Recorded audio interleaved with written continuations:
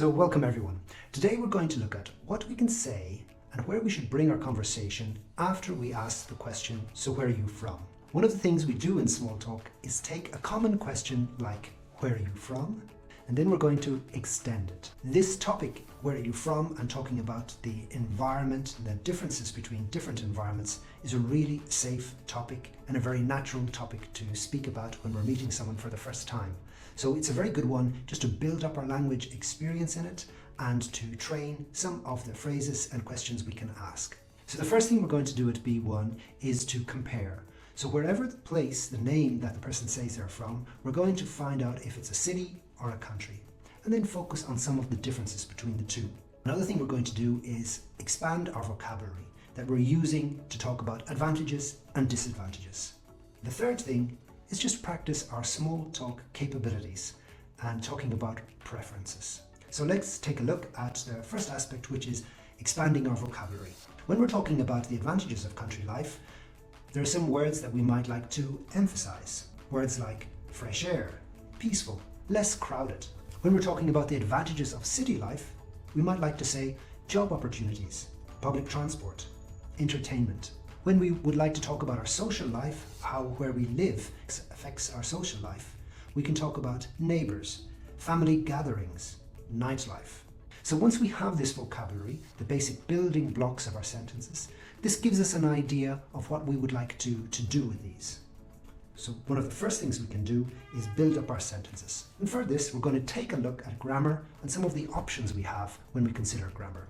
One of the things is to look at comparatives. So we practice with the words that we have in our vocabulary and then bring them into comparative sentence. For example, the countryside is quieter than the city. We can also use the present perfect to describe change. We could say rural life has improved in recent years. Or I can say the transport in my city has improved in recent years. And each time we practice a new grammar structure, we always want to make sure we're not just doing statements, but we're also practicing the questions. This allows us to feel confident when we go into a conversation that we can use these questions. So for example, we want to ask people, do you prefer the city or the countryside? Where are there more career opportunities? There are some useful phrases we can adapt and add to our conversation that might deepen the conversation and allow us to discover more about the other person. So for example, in the countryside, people usually know their neighbours. We can ask, is this true? Do you know your neighbours? Or perhaps you live in the city and maybe you know your neighbours quite well. Cities have more to do, but they can be stressful. And we can turn to the person and ask about, is it stressful living there? And then another question is, what's it like living in the countryside? And then our questions, we want to make sure that we can have our questions ready so that they feel very easy to use when we're in the situation. So, is there much pollution where you live? Do you visit the countryside often? How has your town or village changed recently? And even though these might seem like very obvious questions, when we're in the situation, we might find that we actually can't think of what questions to ask. But something very simple like the last question there, how has your town or village changed recently? This is a question we can ask anyone, and it applies to all areas. And it's also, again, a very safe question to ask. When we're talking about small talk, there's a couple of things we can do in our conversation to form a deeper link with the person we're speaking with. And one of them is to engage in active listening, to allow the other person to realize that we are listening to them when they're speaking. So small interjections, small phrases just placed after the person is speaking really helps the other person know that they should continue and that they should continue to enjoy this conversation they're having with you. So reflecting back to them what you've heard by saying, that's interesting. I'd love to know more about rural life. Or, I think I'd enjoy the quiet of the countryside. And this is a very nice way to put yourself in the other person's shoes when they're speaking. So if you live in the city and they live in the countryside, you might think that, oh my gosh, we have nothing in common. But by reflecting what you think, you can think what is it like to live in their situation. And by reflecting this back to them, it allows them to build this connection with you. So that phrase there, that last one, is a very good sentence, a very useful sentence. I think I'd enjoy the quiet of the countryside. So this obviously means I don't live in the countryside now, but after hearing you speak, I think this is something I would like. So another very useful phrase. So we move on to the B2 level now. So if you are B1, you found the sentences that we've just gone through challenging and interesting enough, I'd still invite you to listen to some of the phrases that are in the B2 level. It's always good just to compare and just to see maybe the road ahead of what we can learn. And you might find some phrases in it that you would be comfortable using. Here, our objectives would be to compare rural and urban lifestyles with more details. We might like to go into discussing environmental impacts, and we might like to begin to elaborate opinions in such a way that nourishes and nurtures the conversation without turning it into a debate. Let's take a look at the vocabulary, as always. First, to start off with our building blocks, we can think of the advantages and the disadvantages of each one, and then decide the vocabulary for each section that would be useful for us. So for example, for the advantages of country life, I might like to try and use words such as slower pace, cheaper cost of living, closer to nature. If I'm talking about the advantages of city life, I might like to introduce concepts such as diversity, healthcare, educational facilities. And having decided these things earlier, this can also allow you to move from this topic of where the person lives into other topics like education. And if there's another topic that we'd like to talk about, let's say education or the environment, we can there decide on some vocabulary that we'd like to use. So if it was the environment, we might like to talk about pollution, green spaces, sustainability. Being aware that sometimes with words like sustainability, we easily recognize that when it's written down. We all know what it means. The difficulty can come sometimes when we're going to pronounce it. So it's always a great idea to, if you see a word that's quite long or that spells a little bit differently, always say it out loud. Turning to the structure of grammar for B2 level. If we're training and building up our ability at this level, we really want to focus on these grammar structures to give ourselves a bigger challenge, but also to master these structures and just feel comfortable using them. So one of the ones that is used really a lot are conditionals. And these are all the sentences starting with if. So we can start with one of the conditionals here. If I lived in the countryside, I would feel more relaxed. We can also open the topic of the passive voice. The countryside is often considered more eco-friendly than the city. And then build up our ability with linking words. On the one hand, on the other hand, expressions like these just help fill out our conversation and allow us also to think clearly about a topic. And we can use the structure of the practical phases to build up other sentences. So we might use something like, living in the countryside might mean fewer career options, but it's better for mental health. City life can be exciting, but it has its challenges, like traffic and noise. How do people stay connected in rural areas compared to urban areas? And again, we always want to work on questions. Our ability to ask questions really allows us to extend a conversation, and it puts us in somewhat of control of a conversation.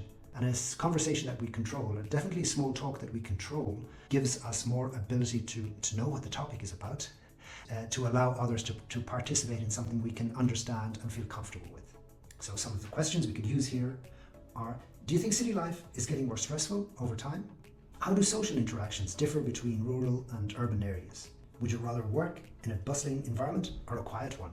And then there's some extra elements that we can add to the conversation.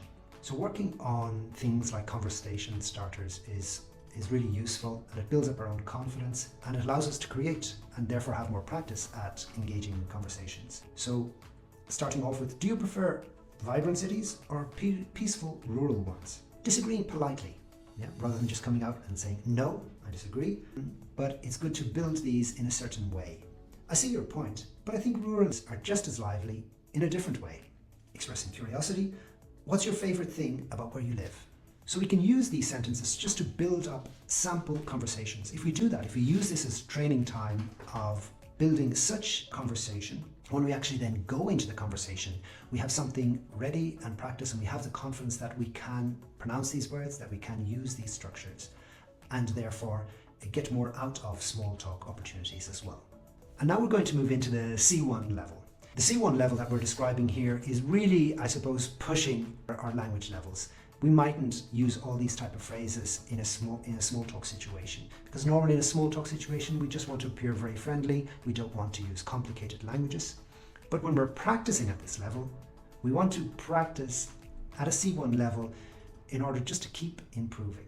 The more we can improve our language abilities bit by bit, the more comfortable and more confident we can feel when we engage in small talk conversations. So at this level, our objectives might be to articulate nuanced opinions on the different lifestyles. Try to use advanced vocabulary, and we begin to start including some idiomatic expressions to sound more natural.